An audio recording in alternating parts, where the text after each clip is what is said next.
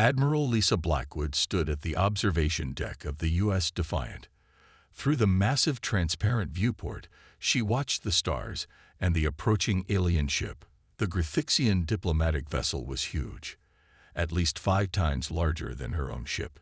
Its surface glowed with strange blue lights that pulsed like a heartbeat. For 3,000 years, humans and aliens had kept peace under the Intergalactic Accord. 17 alien civilizations and humanity had agreed not to fight. They had shared some technology, traded goods, and mostly stayed out of each other's way. But in recent months, something had changed. Lisa felt it in her bones. After 30 years in space, she had learned to trust her gut feelings. The Grithixians, who led the Galactic Council, were planning something. Their messages had become shorter. Their diplomats had stopped attending social events. Their trade ships had changed routes. The door to the observation deck slid open with a soft hiss. Commander Jack Russell walked in holding a small computer pad. His normally calm face looked worried.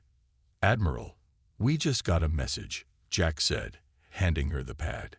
"Grand Emissary Sklorth has called for an emergency meeting. All human representatives must attend." Lisa took the pad and read the message. Her mouth tightened into a thin line. "When?" "In 6 hours. They're sending a shuttle to bring us to their main ship."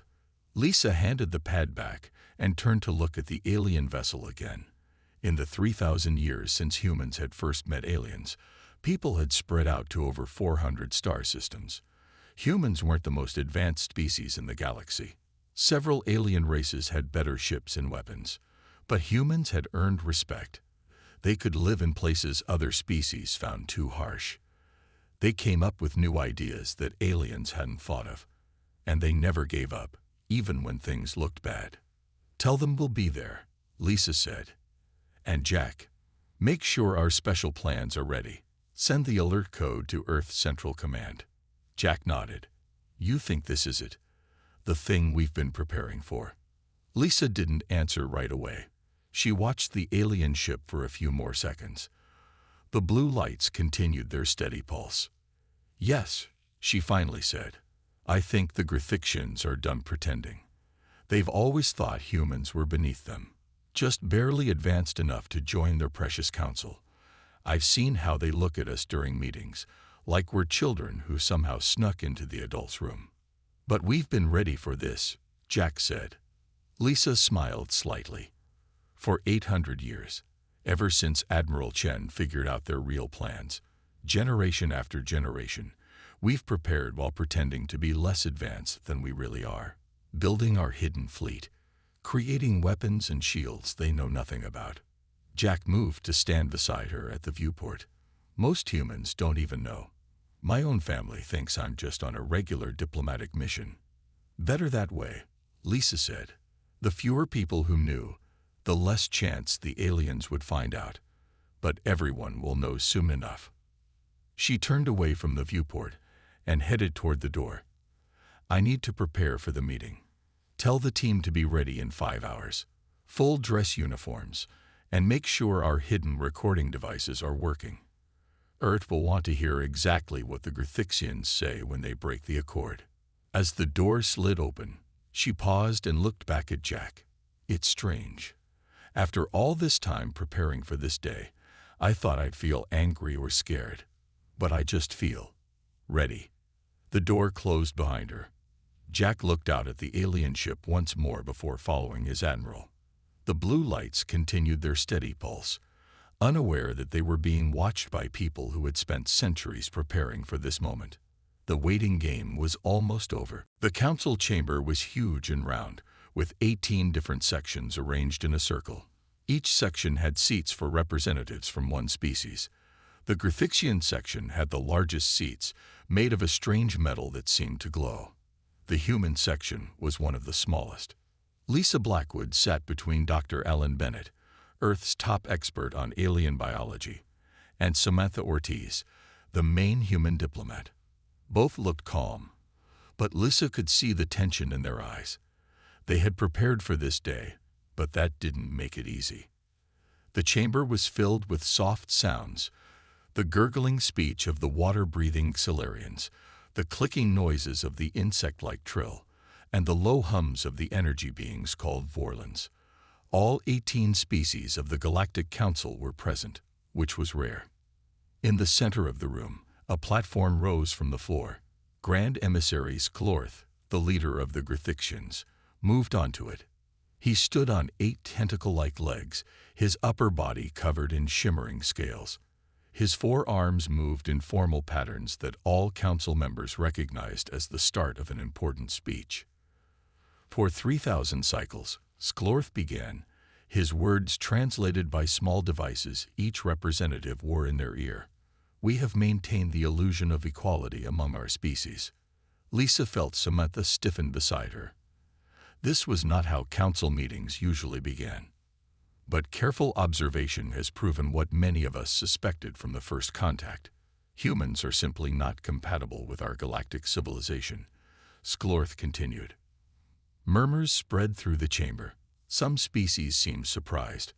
Others nodded in agreement. The Brel representatives, longtime trading partners with humans, looked uncomfortable. Humans expand too quickly. They change too much. They do not respect the proper order of development that all other species follow. Sklorth said, his voice growing louder. They take resources that should be shared. They build colonies without proper permission. Lisa exchanged quick glances with Alan and Samantha. Under the table, Samantha pressed a small button on her wrist device, sending a silent alert back to Earth. This was happening exactly as their intelligence had predicted. Therefore, Sklorth announced, his sensory frills spreading wide in what humans had learned was a display of authority. By unanimous vote of all council species except humanity, the accord is hereby dissolved. A shocked silence fell over the chamber. Even species that disliked humans seemed surprised by the severity of this action. Humanity has one standard solar cycle, one Earth year, to surrender all colonies not in their home system and return to their original planet. They will remain there under quarantine until the Council decides they have evolved properly. Sklorth's eyes, which looked like black glass marbles, fixed directly on the human delegation. If humans do not comply, they will face immediate and overwhelming force from the combined fleets of all Council species. The Grithixian paused, his frills vibrating slightly in what Lisa recognized as satisfaction. The vote has been taken. The decision is final. Every alien eye in the room turned toward the human section, clearly expecting fear, anger, or desperate pleas. Instead, Lisa Blackwood stood slowly and straightened her uniform. The human delegation acknowledges your declaration, she said in a calm, even voice. As is our right under Section 7 of the Council Charter, we request the standard 72-hour diplomatic window to communicate with our government before giving our formal response. Her face betrayed nothing, but deep inside, Lisa felt a grim satisfaction. The aliens had finally shown their true intentions, just as humanity had predicted centuries ago. Sklorth seemed disappointed by her measured response. Your request is granted, as it is still within Council law. This meeting is concluded. As the human delegation left the chamber, Alan leaned close to Lisa. They've been planning this for years, maybe centuries. Lisa nodded slightly, and we've been planning our response for even longer. They boarded their shuttle in silence, each lost in their own thoughts about what was to come. The 3,000 years of false peace were over. Now the real game would begin. Back on the U.S. Defiant, Lisa, Alan, and Samantha gathered in the secure meeting room. The walls were lined with special material that blocked any listening devices. The door was sealed, and the ship's AI had confirmed no one else was nearby. They finally did it. Alan said, pacing around the table. After all these years, they finally showed their true faces. His normally calm voice shook with anger. Those surveys they called scientific research. They were mapping our defenses. Those cultural exchanges were just to study our weaknesses. Samantha nodded, her fingers moving quickly over a data pad. I've analyzed the voting patterns. 11 of the 17 alien species completely depend on Grithixian technology for space travel. They had no choice but to agree. What about the others? Lisa asked, sitting down at the head of the table. The Brill and Solarians seemed reluctant, Samantha said. But they're probably scared. The Grithixians have the largest fleet. Lisa tapped the table, thinking. Or so they believe. Ellen stopped pacing. Do you think they have any idea what we've really been doing all these centuries? No, Lisa said firmly. Our security has held. Operation Sleeper is still unknown to them. The room fell silent as each of them considered what would happen next. For 800 years, ever since Admiral Chen had discovered the Grithixians' true plans, humanity had been preparing in secret. While appearing to follow alien rules and restrictions, humans had been building hidden factories deep inside uninhabitable planets and asteroids. These places made advanced technology that followed different scientific principles than what the aliens used. Lisa stood up. I need to contact Earth Central Command. You two prepare our formal response. Remember, we need to sound worried but determined. Nothing that would make them suspect our real plans. In her private quarters, Lisa activated the quantum communication system. This technology was one of humanity's biggest secrets, a way to send messages instantly across any distance. The aliens still used systems that had a time delay. General Kevin Wright's face appeared on the screen. He was on Earth, billions of miles away, but the connection was perfect. His gray hair was cut short, and his expression was serious. We received the transmission from the council meeting, he said without greeting. Protocol Cassandra is active. Lisa nodded. Protocol Cassandra was the code name for humanity's response to the exact situation they now faced. How long until the fleet is ready? The visible fleet is already preparing to look like it's gathering for a last stand, Kevin said. The real fleet will be in position within 48 hours.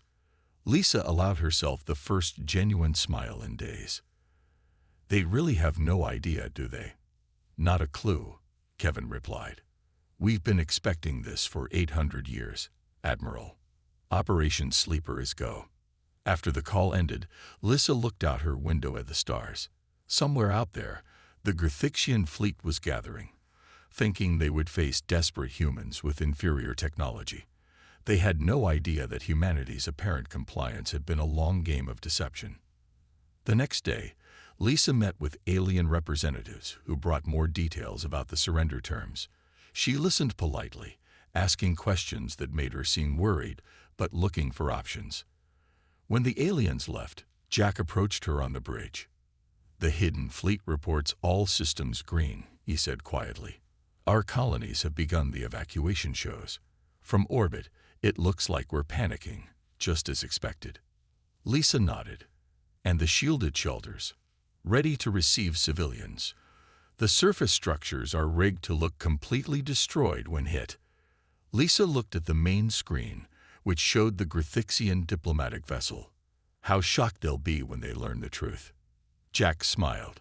3,000 years of thinking they were the superior ones. That's about to change. Lisa checked the time. 24 hours until we deliver our response.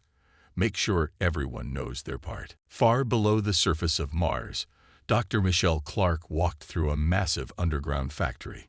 The space stretched for miles, filled with ships and weapons that no alien had ever seen. Hundreds of workers moved around the production lines. The sound of machines echoed off the walls. Michelle stopped at a viewing platform and looked down at the newest ship model. The vessel was sleek and black, designed to absorb rather than reflect light. It had no visible engines. To most scanning technology, it would appear as just a shadow or a small asteroid. Status report. She asked the man next to her, Chief Engineer Paul Davis. Final assembly is complete on 30 more ships, Paul said. All stealth systems tested at maximum efficiency. The quantum drive is installed and functioning perfectly. Michelle nodded with satisfaction. While the Alien Council believed humans relied on the same faster-than-light drive technology that all other species used, Humanity had secretly developed something completely different. The quantum entanglement drive could move ships instantly from one point to another without traveling through the space between. "Begin loading the special weapons," Michelle ordered. "Make sure all crews understand they are non-lethal, unless absolutely necessary." Despite the provocation, humanity had agreed they would not seek revenge or destruction. The goal was to force surrender, not to wipe out entire species. "Communications from Admiral Blackwood," announced a voice from Michelle's wrist device. "The response deadline is in 18 hours. Michelle checked her data pad, which showed status reports from similar hidden facilities throughout human space. Green lights blinked across the display. Everything was on schedule. "Tell all section leaders to finish final checks," she said to Paul. "We launch as planned." Meanwhile, on Earth, billions of humans went about their daily lives, completely unaware of what was happening. Only a small percentage of humanity knew about Operation Sleeper. For most people, the intergalactic accord was just background knowledge, something they learned about in school but rarely thought about. In a secure underground facility beneath the Nevada desert, General Kevin Wright addressed the gathered military leaders from all human colonies. Some were present in person. Others attended as holograms, their blue-tinted forms standing around the large circular table. "The evacuation shows are working perfectly," said Governor Patricia Hammond of New Terra Colony. Her hologram flickered slightly. "The Grithixian scout ships are observing exactly what we want them to see. Humans running in panic, loading obviously worthwhile items, and leaving behind the unimportant things." These unimportant things were actually empty shells. The real technology and resources had long ago been moved to secure locations. "What about civilian safety?" asked another colony leader. "All civilians are being moved to the shielded underground shelters as we speak," Kevin answered. "The surface structures have been reinforced with special materials that will protect against orbital bombardment, but they've been designed to appear completely destroyed when hit." He moved to a large display showing the positions of alien fleets. As expected, they're positioning for a simultaneous strike on 30 major colonies. They plan to hit these targets in the first wave, creating maximum fear and shock. One of the military leaders spoke up. "And they have no idea about our hidden fleet." "None," Kevin confirmed. "Their sensor technology can't detect our stealth systems, and they certainly don't know about our weapons or defenses." The meeting continued as they finalized the last details of their plan. Centuries of preparation were about to be tested. Back on the U.S. Defiant, Lisa Blackwood prepared to deliver humanity's official response. In less than 24 hours, the Grithixians would learn that they had severely underestimated the species they thought they knew so well. Lisa checked the time. Soon, very soon, the deception would end, and humanity would reveal its true face. The 72-hour diplomatic window was almost over. In the grand meeting chamber of the Grithixian ship, Lisa Blackwood stood before the Alien Council. She wore her formal uniform with all her medals and ribbons. Behind her stood Samantha and Alan, their faces serious but calm. Across the room, Grand Emissary Sklorth waited with his advisors. His frills were fully extended, showing his confidence. The other alien representatives watched from their sections, most expecting humans to beg for more time or offer special deals. "The diplomatic window ends in 1 standard hour," Sklorth announced. "Is humanity ready to present its formal response?" Lisa stepped forward. "We are." A small silence fell over the room. Even Sklorth seemed surprised by her confidence. "Humanity has considered your demands carefully," Lisa began, her voice clear and firm. "We reject your terms completely and will defend our sovereignty by any means necessary." Murmurs spread through the chamber. This was not what they expected. Sklorth's frills flattened against his head, a sign of anger. "Then you choose destruction. Our combined fleets will attack your colonies at the end of 1 solar cycle, as warned." Lisa smiled slightly. "We understand." Without another word, she turned and walked out, followed by her team. The aliens watched them go, confused by the lack of fear or negotiation. Back on the U.S. Defiant, Jack met them at the docking bay. How did they take it? They're confused, Samantha said. They expected us to beg or try to bargain. Lisa nodded. That works in our favor. Send the signal to all colonies. Operation Sleeper enters final phase now. Throughout human space, the message spread through secure channels. On 30 major colony worlds, the final stages of the plan moved into action. On New Terra, the largest human colony, Governor Patricia Hammond addressed a group of section leaders in an underground command center. Above them, the beautiful city of New Hope appeared to be in chaos. From orbit, it looked like people were running in panic, loading ships, abandoning buildings. Remember, Patricia told her team, we need to maintain the appearance of disorder for any watching eyes. Make sure all essential personnel are in their assigned shelter zones by 800 hours tomorrow. A young officer raised his hand. Governor, what about the families who don't know? The ones who think this is just another drill. Patricia's face softened. They'll learn the truth soon enough. But for now, the fear must look real to any watching aliens. Across human space, similar scenes played out. Cities appeared to empty as people rushed to evacuation points.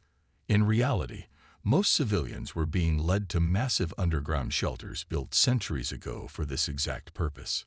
In orbit around Earth, the visible human defense fleet gathered. These were older ships, maintained perfectly but lacking the secret advances that humanity had developed. They would serve as the decoy force, making the aliens believe they faced humanity's best defense. Meanwhile, in hidden bases throughout the solar system, the real fleet prepared to launch. Ships unlike any the Council had ever seen moved into position, their advanced stealth systems making them invisible to standard scans. On the Grithixian command ship, Sklorth met with his war council. The humans are behaving strangely, said one advisor. Our observers report evacuations, but they seem too orderly. They are simply accepting their fate with dignity. Sklorth dismissed the concern. Our intelligence confirms they have no technology that can stand against our combined fleets. Another advisor spoke up. But Grand Emissary, what if their development path diverged from what we expected? What if they? Impossible, Sklorth interrupted. We have monitored their progress carefully for 3,000 years. Their ships use standard drive systems. Their weapons are conventional. They have followed the expected development path, just more quickly than we liked. As the Alien War Council continued their discussion, they remained completely unaware that their perfect understanding of humanity was built on a foundation of carefully crafted deception that was about to be revealed. The alien attack began exactly as they had promised. 30 massive warships dropped out of faster-than-light travel near 30 human colonies at the same moment. From orbit, they launched their first strike. On New Terra, Governor Patricia Hammond watched the attack through special cameras on the surface. Huge energy beams sliced through buildings. Bombs fell on empty streets. The beautiful city of New Hope burned. But deep underground, in a massive shelter complex, the citizens of New Terra were safe. Children played in recreation areas. Adults watched news feeds or talked in quiet groups. Some looked worried, but most seemed calm. They had practiced for this day all their lives. Surface temperature reaching critical levels in sectors 3 through 7, reported a technician. Holographic projectors offline in those areas. Patricia nodded. That's fine. They'll think it's because they destroyed everything. On the Grithixian command ship, Sklorth watched the attack feeds with satisfaction. See how easily their defenses fall, he told his war council. Their cities burn. Their people flee in disorder. One of his advisors looked troubled. Grand Emissary, our sensors detect very few life forms on the surface. Where are the humans? In their ships, fleeing to their home world, Sklorth said confidently. Exactly as predicted. The advisor checked his datapad again. But we aren't detecting many ships leaving the planet either. Sklorth's frills twitched with annoyance. Check your equipment. They must be somewhere. The first wave of attacks continued for 2 hours. From the alien perspective, it was a complete success. Human defense systems failed quickly. Cities burned. No meaningful resistance appeared. But as the alien fleet prepared for the second wave of attacks, something strange happened.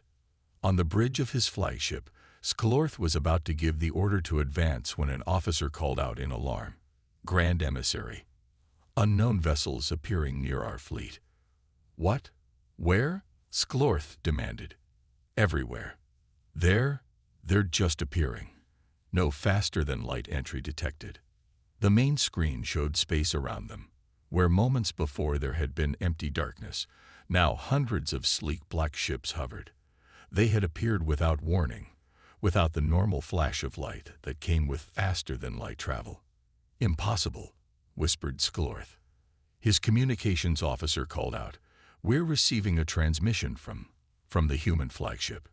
The screen changed to show Admiral Lisa Blackwood sitting calmly in the command chair of a ship unlike any the aliens had seen before. Behind her, the bridge crew worked at stations with technology that looked far more advanced than what humans had ever shown. "This is Admiral Lisa Blackwood of the Earth Defense Fleet," she said. "Your unprovoked attack on peaceful human colonies has been recorded and witnessed. You will cease fire immediately and withdraw your ships." Sklorth struggled to understand what he was seeing. How did you build such ships?" "Our monitoring." "Your monitoring saw exactly what we wanted you to see," Lisa interrupted. "For 800 years, we've known your true intentions. We built our real fleet in secret, using technology you can't even understand." She leaned forward slightly. "You have 1 hour to surrender and withdraw. After that, we will disable your ships and arrest your leaders for war crimes against humanity." The transmission ended, leaving Sklorth staring at the screen in shock. Around all 30 human colonies, the scene repeated. Human ships appeared from nowhere, surrounding the alien attackers. The ships didn't fire, they simply waited, their presence a clear message. On New Terra, Patricia Hammond received the signal she had been waiting for. She turned to her staff with a smile. "Our fleet is in position. Begin surface recovery operations. Let's see what we can salvage from the city." As she walked to the elevator that would take her back to the surface, Patricia thought about how strange it would be to finally stop pretending. After centuries of hiding their true capabilities, humans could finally show who they really were. And the rest of the galaxy was about to be very surprised. The conflict lasted less than a week. Across human space, the alien fleets found themselves surrounded and outmatched. When some tried to fight back, the human ships used weapons that simply disabled their systems rather than destroying them. Alien crews watched in confusion as their advanced technology stopped working. Their engines shut down. Their weapons failed. Even their life support systems were controlled remotely by human technology. On the 5th day, Sklorth's command ship was brought to Earth under escort. The once proud Grand Emissary was led into a large meeting room where Earth's leaders waited. Admiral Lisa Blackwood stood at the center, flanked by General Kevin Wright and other human representatives. Sklorth looked smaller somehow, his scales less shiny, his frills flat against his head in submission. "How?" he asked simply. "How did you hide all this from us?" Lisa gestured for him to sit. "We've been watching you since the beginning. Admiral Chen discovered your true plans 800 years ago, when she found hidden orders in a damaged Grithixian ship. Orders that showed you always planned to eventually remove humans from the galaxy." Sklorth's eyes widened. "The crashed scout ship near Jupiter. We thought all data was destroyed." Lisa nodded. "That was our first clue. After that, we decided to play a long game. We showed you the technology you expected to see. We built the ships you expected us to build, all while developing our real advances in secret locations your scanners couldn't detect." "But why not use your power before now?" Sklorth asked. "You could have taken control of the Council at any time." Kevin stepped forward. "Because most of the other species aren't our enemies. They were just following your lead. We needed to know which ones would choose peace and which would choose war when given the chance. Sklorth looked down at his hands. You were never the primitive species we thought you were. No, Lisa said firmly. We simply have different values. You prize stability and control. We value innovation and freedom.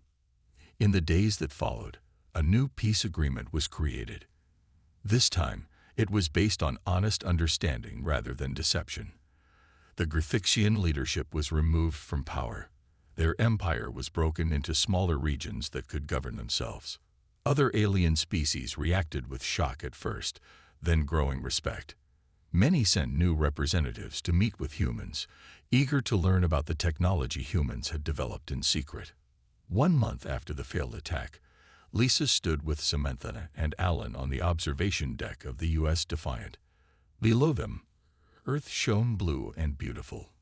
Around the planet, ships from a dozen alien species moved peacefully, engaging in new trade and cultural exchange programs. Do you think they understand us any better now? Alan asked, watching an alien diplomatic vessel dock at the orbital station. Some do, Samantha replied. Others are still trying to make sense of it all. Lisa smiled slightly. It's hard for them to accept how different we are. While they kept to the same patterns for thousands of years, we kept changing, adapting, improving, and hiding our biggest advances, Alan added with a small laugh. That part is over now, Lisa said. No more pretending to be less than we are. A message alert sounded on Lisa's wrist device. It was from New Terra. The rebuilding of New Hope City was ahead of schedule. Holographic projectors that had once been used to fake destruction were now being used to plan new and better buildings. Throughout human space, people were emerging from their shelters to rebuild. But this time, they built with their true technology, creating cities that showcased human innovation rather than hiding it. And across the galaxy, a new story spread. How humanity had prepared for 3,000 years, waiting for the inevitable betrayal, building in secret while appearing compliant. How they had absorbed alien knowledge while revealing little of their own. And how, when finally threatened, they hadn't responded with fear or rage, but with a knowing sneer that said, "We've been ready for this since the day we met you."